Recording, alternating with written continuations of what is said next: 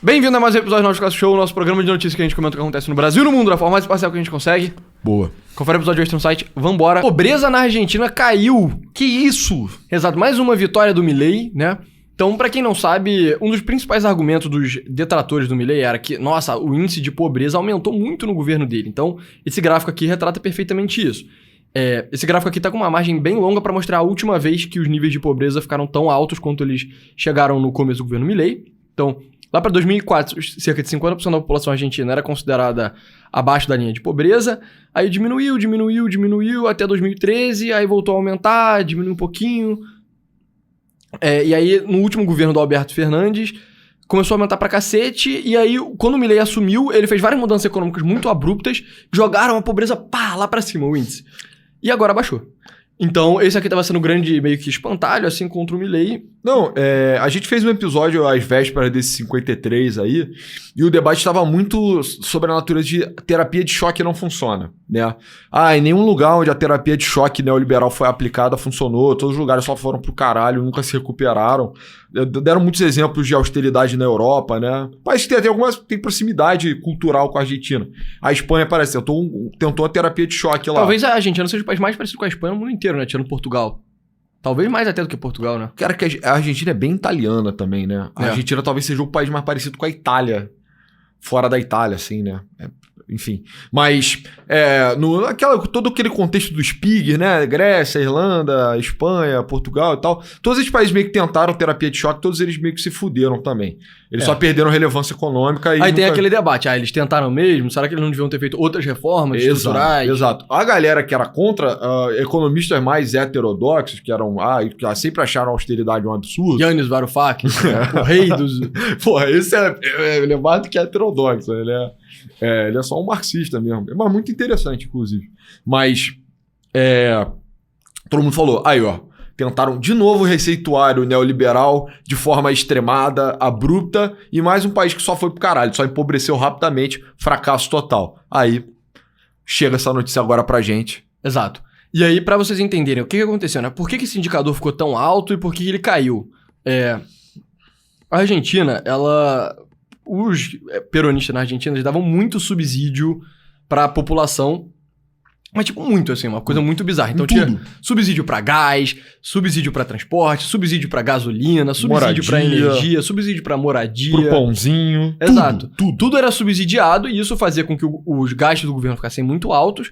Isso era uma das coisas que levava a inflação a ficar muito alta, porque a Argentina não conseguia arrecadar o suficiente pra pagar essa loucura de subsídios. Então, acabava que o Banco Central tinha que só imprimir dinheiro, e você imprime dinheiro e dá para as pessoas gastarem, vai gerar uma inflação do cacete. E aí, esse é um dos motivos pelo qual, vamos pegar o histórico de inflação aqui da Argentina, né? Porque a Folha não é muito fã do Milei, tanto que nem colocaram uma foto dele direito isso aqui, mas a inflação da Argentina foi uma das grandes vitórias do Milei também. Quer começar a pesquisar espanhol não já? Inflação? Pois é, né? Gente, grande fã da Argentina, né? Tem até uma viagem planejada pra lá, mas enfim. Deixa pra lá. Você vê isso aqui, inflação na Argentina acumulada nos últimos 12 meses, cara, tava muito alto também. Então, chegou a mais de 300%, esse tipo de coisa abaixou muito desde que o Milei assumiu, em grande parte porque ele parou esses subsídios, ele diminuiu muito o gasto do governo. Outras vitórias do Milei ele conseguiu ter um superávit primário, ele conseguiu ter um superávit depois de pagar a dívida, que é uma coisa que a Argentina aparentemente não tinha desde os anos de ouro de 100 anos atrás, na época que a Argentina basicamente exportava petróleo em forma de grão, né? Que exportava trigo pra Inglaterra, preço caríssimo, de ouro, né? Enfim. Mas era isso, o Milei teve as vitórias dele, que foi diminuir a inflação, conseguiu entregar um superávit. Só que a galera tava tipo... neoliberal, como sempre. Sempre no lombo do pobre. Exato. Tá ligado? Ele liga para as contas porque isso beneficia o mercado financeiro. Mas porque o mercado financeiro também porrou, né? Porrou loucamente. Mas ele conseguiu diminuir o índice de pobreza. E aí tem várias coisas que as pessoas dizem que estão associadas a isso, né? Primeiro, o Javier Milei, ele desregulou o mercado de imóveis na Argentina, porque a Argentina tinha uma política parece que você só podia ajustar o preço de um aluguel 2 vezes por ano. Só que num país com a inflação galopante, insana, isso fazia com que muita gente só não quisesse botar o imóvel dela pra alugar. Ela falava, cara, eu prefiro só pagar a porra do imposto nessa merda aí do que botar pra alugar e depois meter numa banana dessa aí. É muito subsídio, cara. Eu já conheci uma brasileira que morava em Buenos Aires e que disse que pagava $8 pelo aluguel dela. $8, rapaziada. Era fortemente subsidiado pelo governo. E ela ainda tinha uma vaga na Universidade de Buenos Aires para estudar medicina. Então era aquela parada do brasileiro, levei vantagem, assim, extrapolado é absurdo. Eu, óbvio, não vou torcer contra a brasileira, mas esse tipo de essa natureza de mamata foi cortada abruptamente pelo Milei, entendeu? Então é isso. A garota pagava por exemplo, o tipo de pessoa que pagava $8 num aluguel subsidiado. Acabou. Agora o cara vai ter que pagar preço de mercado. Isso pode eventualmente ter jogado ele na pobreza. Então, mas na verdade, sim, exato. Pode ter jogado o cara na pobreza, mas para as outras pessoas beneficiou muito, porque o aumento de oferta de aluguel aumentou muito. Não, o negócio foi sanando, né? É aquilo, também isso é um conceito bem liberal, que toda vez que você intervém na economia, você distorce ela, entendeu? Sim. E aí você pode distorcer mal, você pode distorcer bem, né? Existe esse argumento possível. E a ideia é que a coisa na Argentina estava tão cumulativamente distorcida que a porra da economia estava absolutamente irracional. E aí quando o Milei fez o choque, a terapia de choque, as coisas tiveram um salto, ninguém entendeu nada, mas rapidamente o mercado conseguiu reorganizar a maior parte dos preços, sabe? De forma a beneficiar a população. Exato. Lato sensu. Pro Milei, talvez ele consiga navegar esse cenário todo, né? Porque ele tá prestes a conseguir 20 bilhões de empréstimo do FMI, que vai ser $20 bilhões, então vai ser reserva internacional.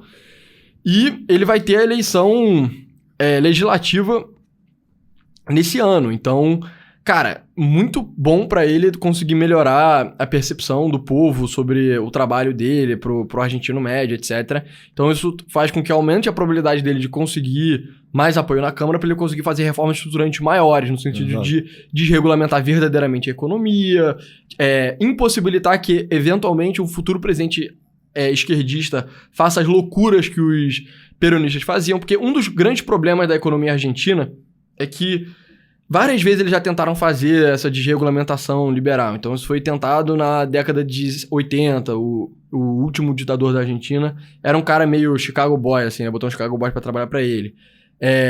O Macri meio que tentou fazer isso, nos anos 2000 esse tipo de coisa foi tentado, só que sempre... O Menem, até inclusive dentro do peronismo, da corrente peronista, teve uma tentativa de liberalização da economia. Exato. É o motivo do Milei ter costeletas, inclusive. Esse cara, o Menem, ele é o cara que... Ele é tipo Collor argentino e ele não só era primo, sim, como ele também tinha grossas costeletas, entendeu? Exato. E aí Mas o que acontecia era, mas aí ficava muito conveniente pros políticos falarem, quer saber? Eu sei que a gente tá fazendo a terapia de choque aqui, eu sei que a gente tá botando a quimioterapia pra tentar curar o câncer argentino, na economia argentina que só cresce, mas, tá conveniente demais, vamos começar a dar uns subsídios aqui e acolá. Que foi basicamente o que o Macri fez, né? O Macri foi muito criticado por liberais por meio que...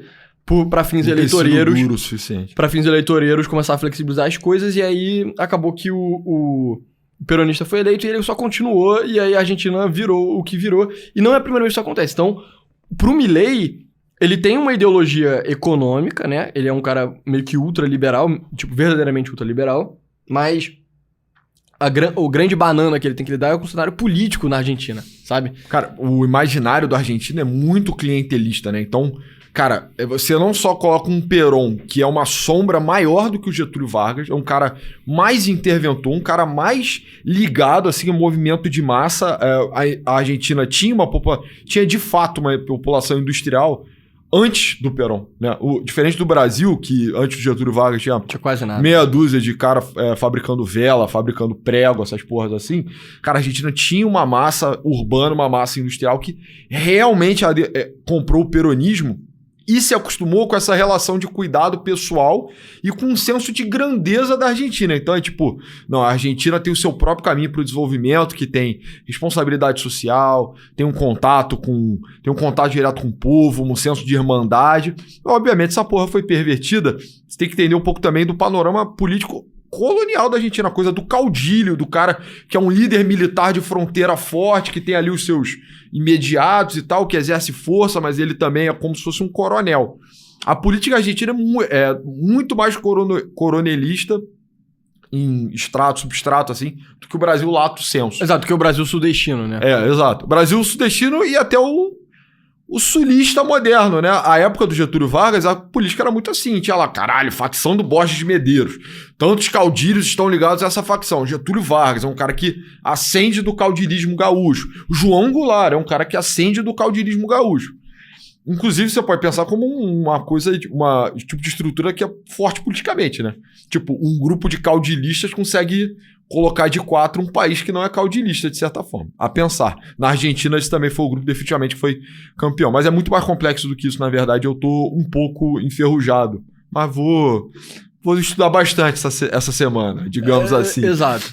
E, cara, tipo, o Milei conseguir consolidar o poder político dele é o que faria grande diferença para conseguir turbinar de vez a economia da Argentina, porque nos outros experimentos de liberalismo econômico da Argentina, o que eles estavam buscando? Estavam buscando investimento direto estrangeiro, né? Que é Foreign Direct Investment, que é, ao invés do cara comprar uma ação na sua bolsa, sabe? Ele está literalmente investindo em máquinas, ele está botando a empresa dele e está investindo em capital no seu país. E aí isso geraria um crescimento econômico mais duradouro, faria com que a Argentina se industrializasse de fato, né?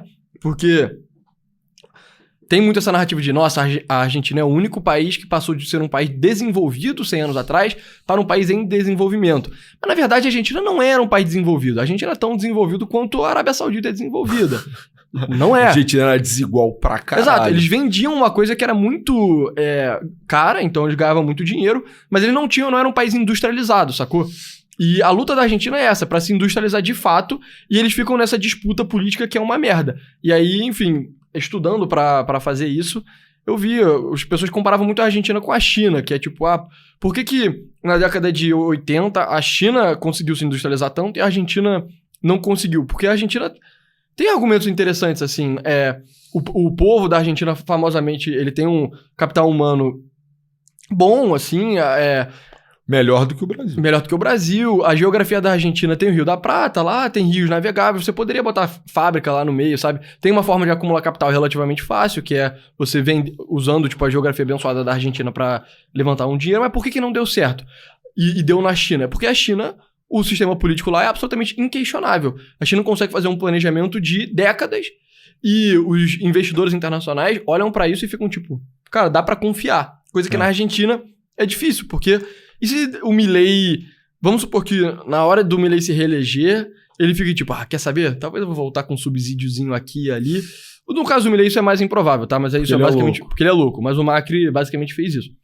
Aí o governo já fica... Aí os investidores internacionais já ficam tipo... Puta, fudeu, vai voltar aquela loucura.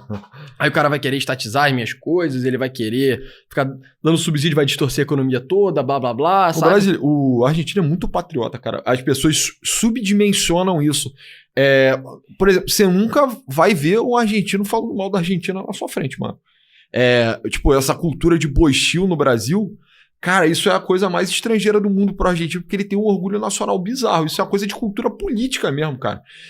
Mesmo a agenda liberal na Argentina, ela se fudeu muito.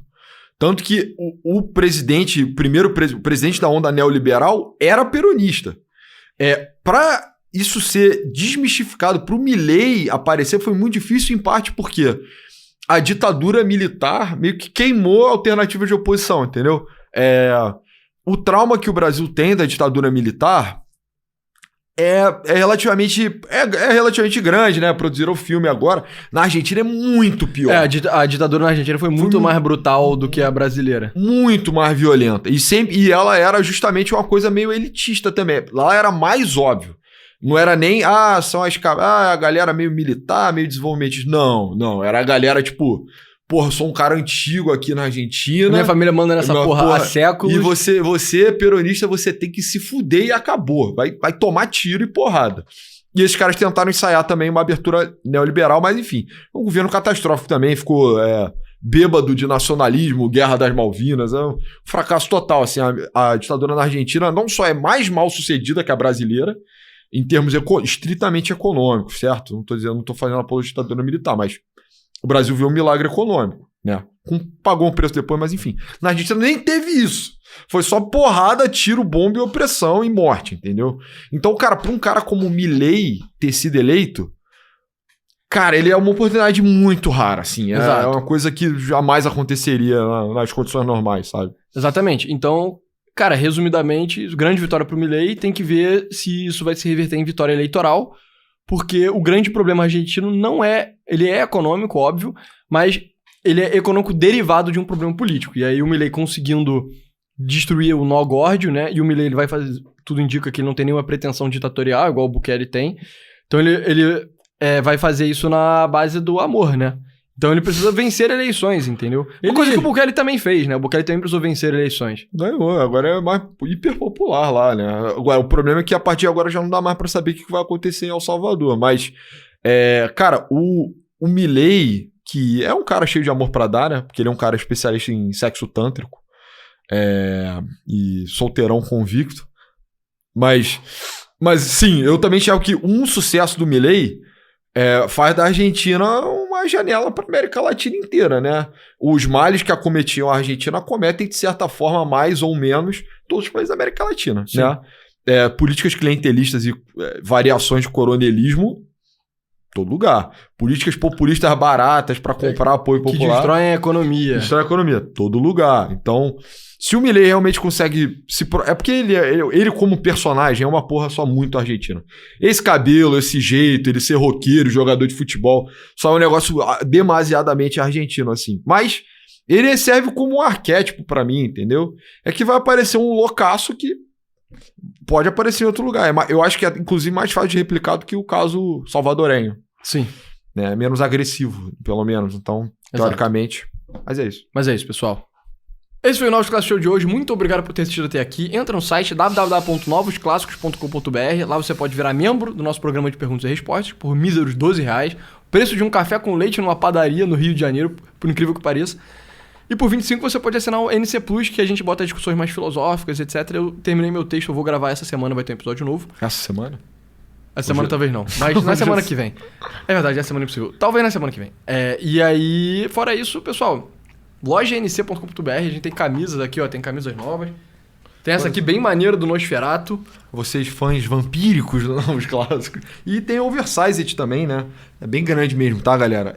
Compra um tamanho menor do que do que você imagina. E nesse tomzinho aqui, areia, creme, não sei. Off-white. Off-white. É bem estiloso. The kids like it, entendeu? Exatamente. Mas é isso, pessoal. Fora isso tudo, nos sigam no Twitter. O meu arroba é pessoa99. Meu é @Novos Clássicos. Eu roubei o arroba do Pessoa. E é isso, pessoal. A gente não vai mudar o bordão, porque todo mundo falou, vocês ficam ouvindo a opinião de Betinho, bababá. O pessoal é thread, mano. Eles falam, mantenham a tradição. Eu falei, porra, é isso, então. Exato. Mas é isso, pessoal. Muito obrigado.